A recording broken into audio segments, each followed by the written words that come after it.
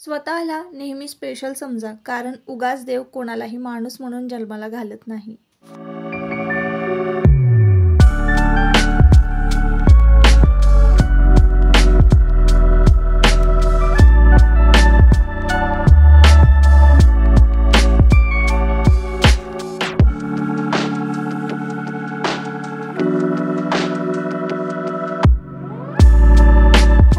नमस्कार, मी सुप्रिया. आणखी एका नवीन ब्लॉगमध्ये आपलं मनापासून स्वागत करते. तुम्हाला आजचा दिवस सुखाचा, आनंदी आणि आरोग्यदायी जाऊ. तुम्ही जी काही स्वप्न पाहिली असतील ती सगळी स्वप्न तुमची पूर्ण होत. त्याचबरोबर शुभ सकाळ सर्वांना. सकाळची वेळ आहे आणि सकाळी सगळी कामं आटपून झालेली आहेत. देवपूजा मात्र आज उशिरा केलेली आहे मी. तर आत्ताचं हे टायमिंग आहे 10:30च्या आसपासचं हे टायमिंग असावं. 10-10:30च्या आधी ना घरातली सगळी कामं आटपून घेतलेली आहे. झाडून लोटून पुसून कपडे भांडे मुलांचा डब्बा हे सगळं झालेलं आहे. आणि मग आता शेवटी देवपूजा राहिली. तर देवपूजा म्हटलं चला करून घेऊया.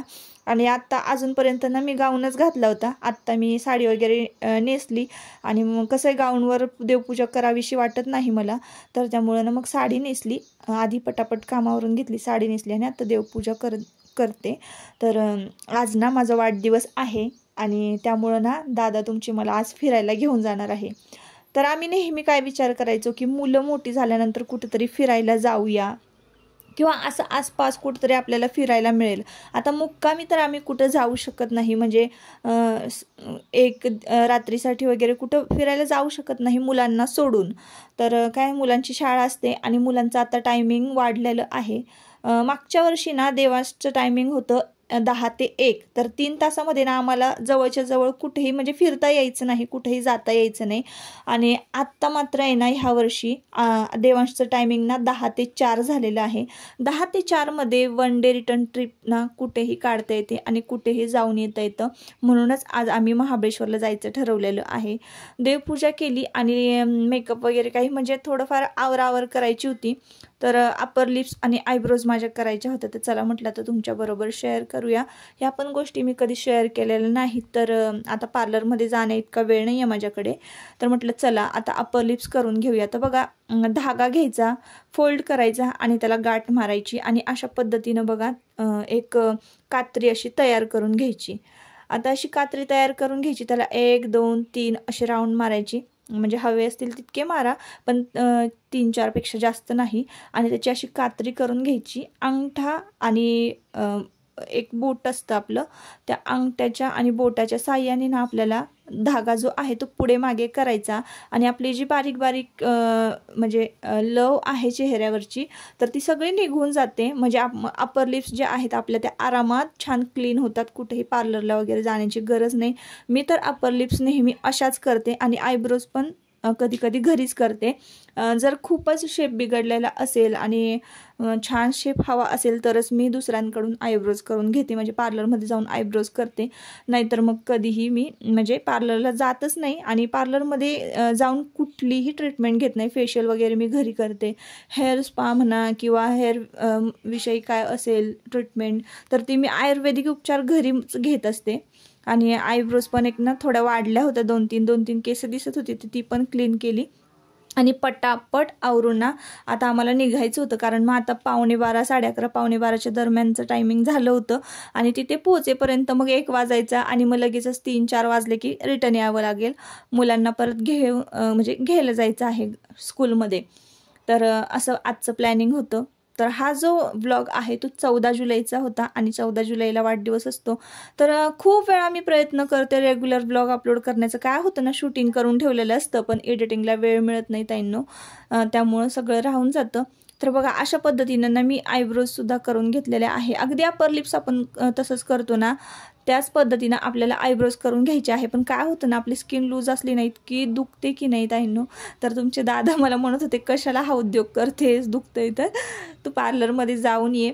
पण तितकासा वेळ नव्हता आणि मग लगेच सगळं आटपलं पटापट. थोडंफार मेकअप केला आणि निघालो महाबळेश्वरला.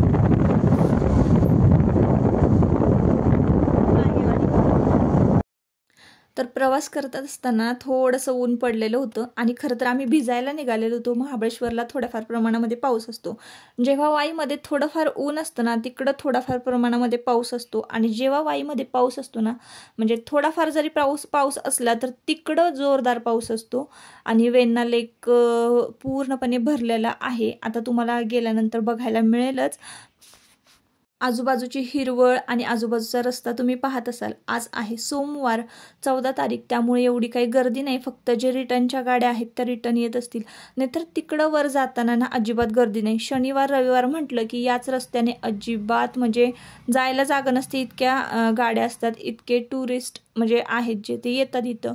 तर इथं बघा दत्त महाराजांचं मंदिर आहे, नमस्कार केला आणि हा धबधबा इतका सुंदर आहे ना.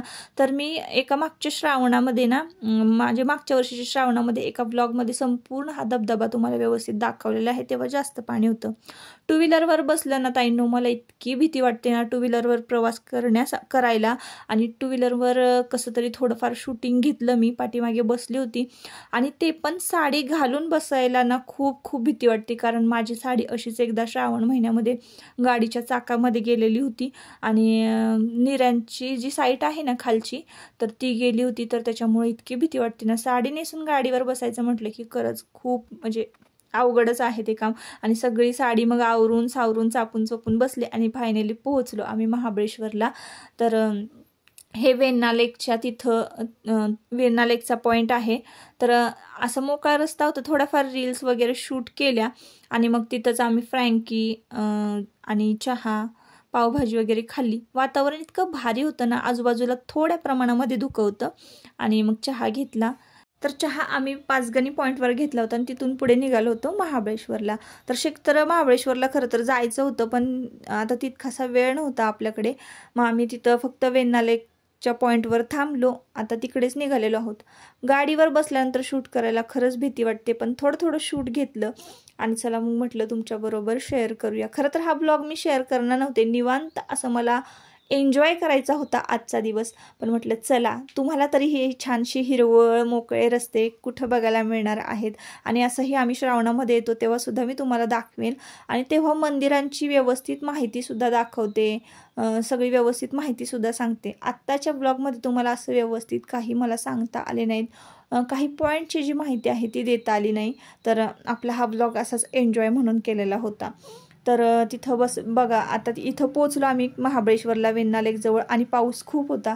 तुम्ही बघत असाल माझा चेहरा वगैरे भिजलेला आहे पाण्यानं. तर भिजत आम्ही आलो या पॉईंटवर आणि आजूबाजूला छान धुकं पसरलेलं होतं. आता थोडक्यात ना मी तुम्हाला नेसलेल्या साडीचं म्हणजे साडीबद्दल सांगते. तर मागेच बघा मी ही साडी तुमच्याबरोबर शेअर केलेली होती, खरेदी केली तेव्हा दाखवली होती तुम्हाला. इंस्टाग्रामवर फॅक्टरी आउटलेट म्हणून ID आहे, सर्च करा.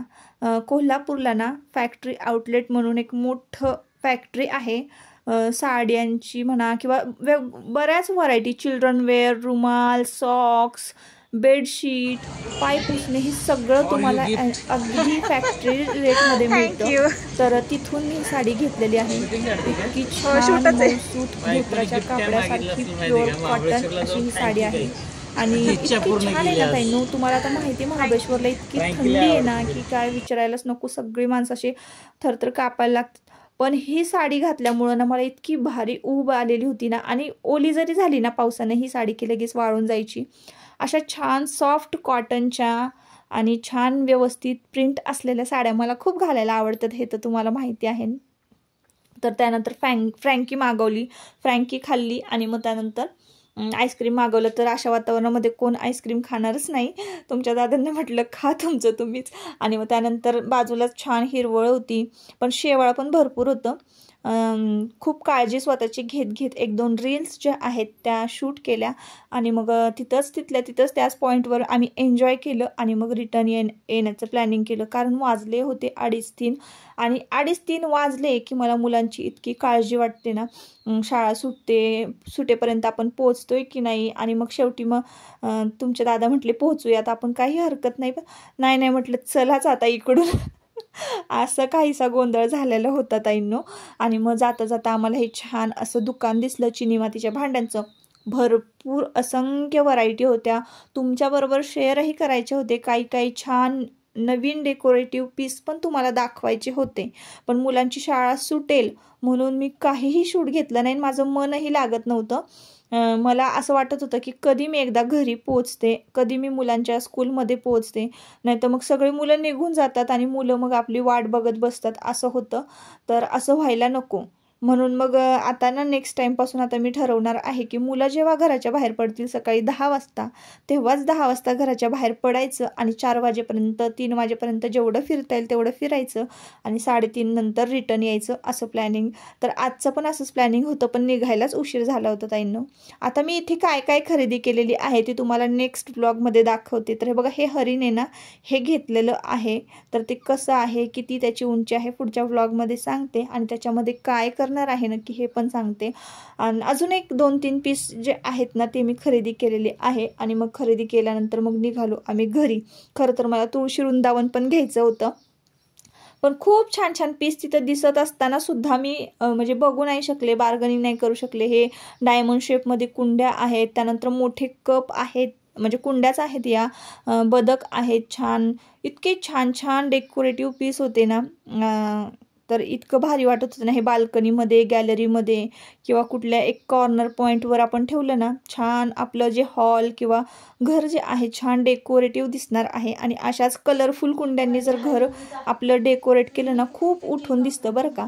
त्यानंतर आम्ही घरी आलो, मुलांना शाळेतून घेतलं आणि घरी आलो, त्यांना चहा पाणी नाश्ता सगळं केलं, व्यवस्थित दिलं. आणि मग त्यानंतर आत्ता परत पुन्हा एकदा रात्री 12 वाजता केक कापला होता, पण परत पुन्हा एकदा तुमच्या दादांनी केक आणला. तर चला म्हटलं आता कापून घेऊया. आल्यानंतर साडी चेंज केली, पूर्ण साडी ओली झालेली, चिखलाने माखलेली होती.